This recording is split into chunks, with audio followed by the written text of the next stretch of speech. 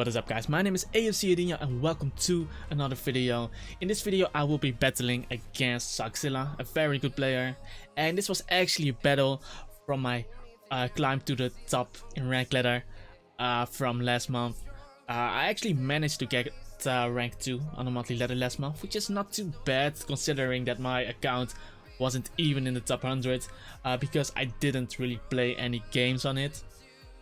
But yeah, still getting rank 2 was pretty decent, but I honestly didn't feel like getting rank 1 because Daisuke was just way too far ahead and I barely got any points from wins.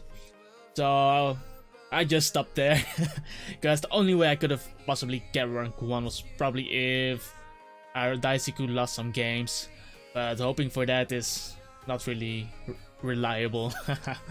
So, and I also didn't get for rank 1 you won't be getting, for getting rank 1 you won't be getting better rewards than getting rank 2. So being in the top 10 basically gives you the same reward. So we kept it like that.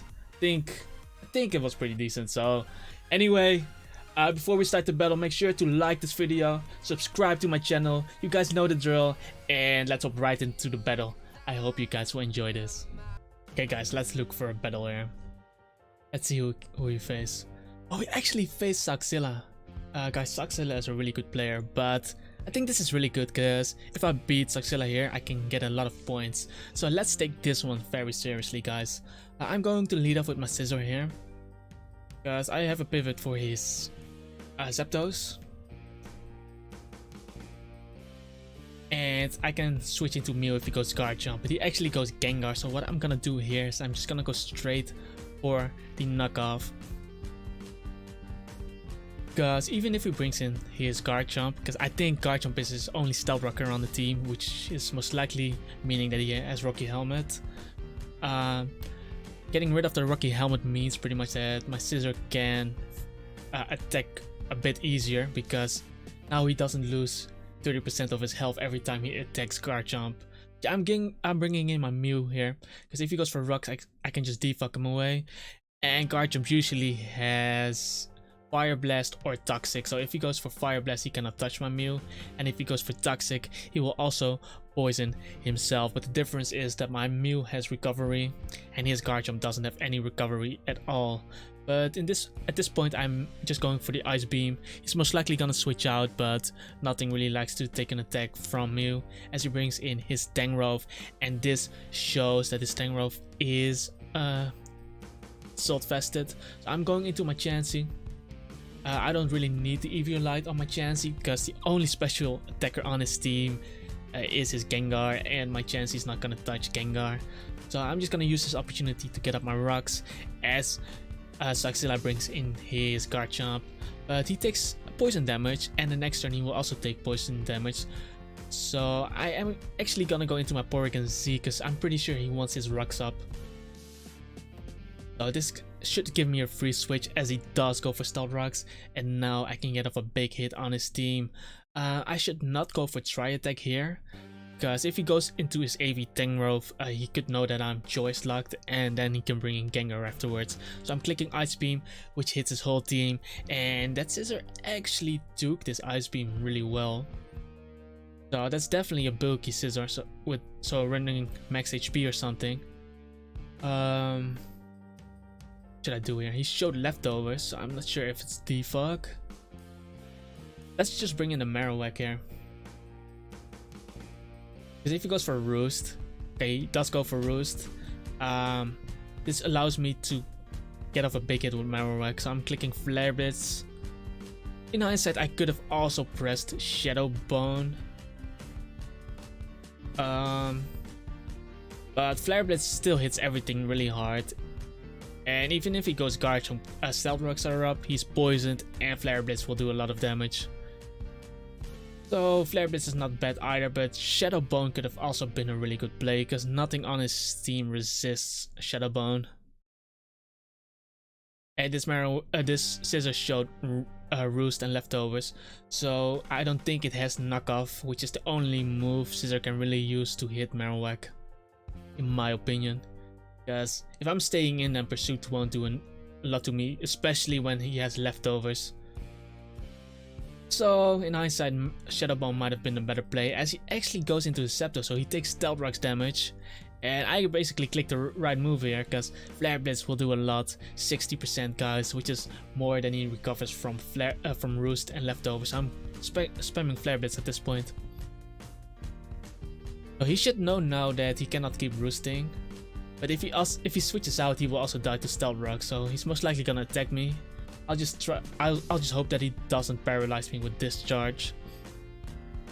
But taking care of the Scepters could be really nice, because then my Garchomp has an easier time pressing Earthquake. He still has a Tangrowth, but now nothing will be immune to it if I can knock out this Zapdos. He goes for Thunderbolt, so he doesn't have Discharge. I do live, and we knock out the Zapdos, so that is really great.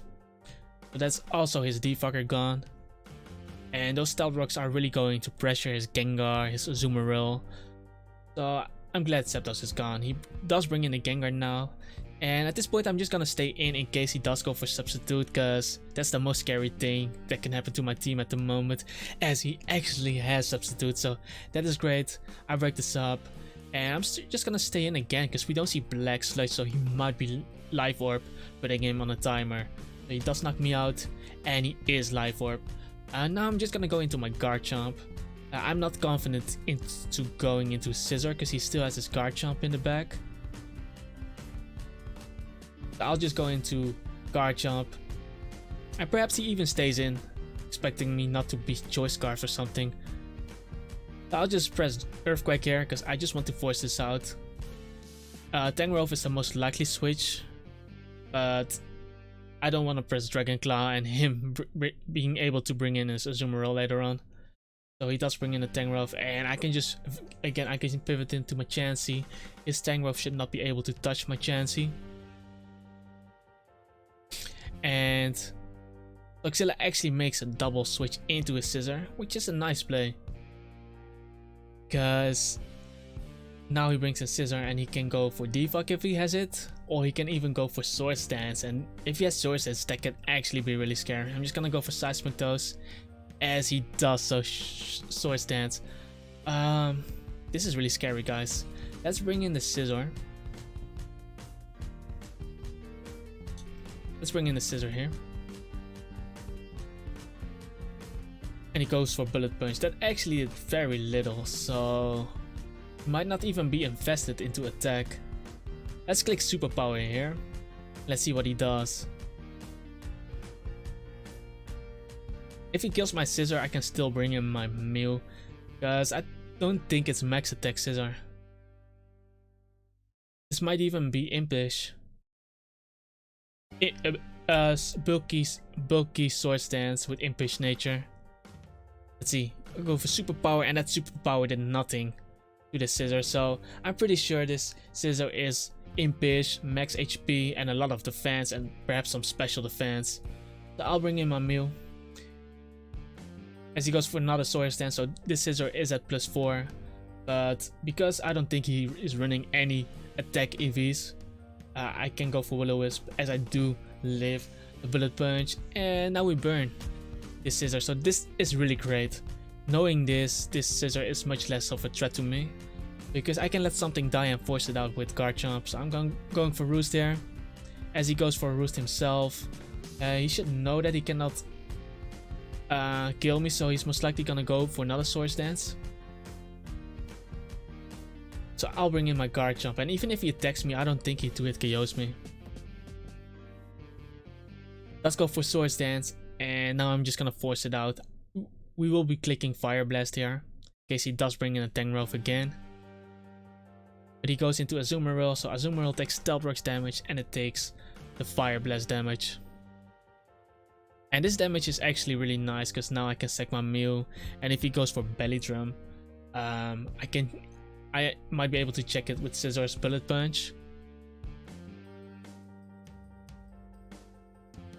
But he goes for Waterfall, and this pretty much confirms that he's Choice Banded. So what I can do now is bring in my Porygon Z and claim a kill. This time I will be pressing Tri Attack, because I don't think he will risk his Gengar. He needs his Gengar to win, so I'll be pressing Tri Attack. He sacks Garchomp, predicting or hoping that I was going for T-Bolt there. But yeah, he didn't really need his Garchomp because my Scizor is pretty much gone. He's very low. So he brings in his Gengar. And at this point, I will go hard into my Scizor. Because if he goes for Substitute, I can break the sub, and if he knocks me out, I'll just force it out with Garchomp again. So he does go for sub. And I'm just gonna Bullet Punch to break the sub. And he will knock me out with Shadow Ball, but now he has only room for one more attack, guys. So I can go into my Garchomp here, and if he switches, he will die to Stealth Rocks next time. And if he stays in, he will obviously die to my Garchomp because I'm Choice Scarfed. But I'm gonna go for the Earthquake here. Because by clicking Earthquake, he cannot bring in his Azumarill afterwards. Because if he brings in Azumarill, I will lose another Pokemon. As he unfortunately gets the Cursed Body proc, which means he can bring in his Azumarill, and that is really scary, guys. I don't think he brings in Tangrowth now. Azumarill does come in. Luckily for me, it does take the Stealth Rocks damage.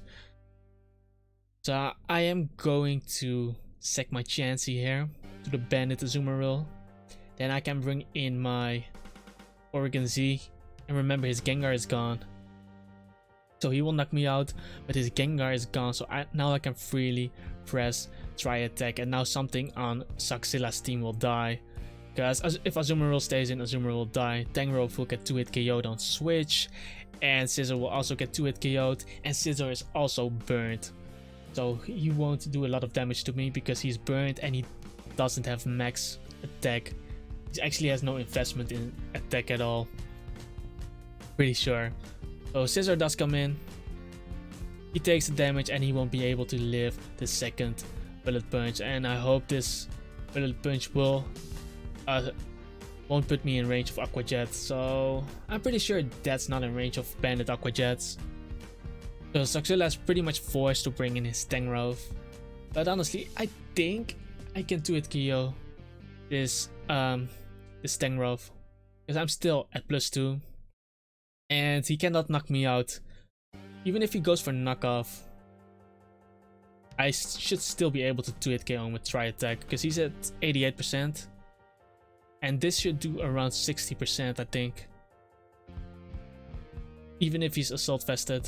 Yeah, it does exactly 60, so that is nice. So the one without the Choice Band should do around 40%. So this Tri Attack should definitely be a kill here. And there's no reason for me to predict the Azumarill to come in. Because Tri Attack kills Azumarill as well. So with Azumarill going down there, it's pretty much the game. Because I'm not Choice Locked anymore. And that means I can press Ice Beam and knock this thing out. So that was a really good game. Sokzilla really didn't give this one for free. But we managed to pull it off.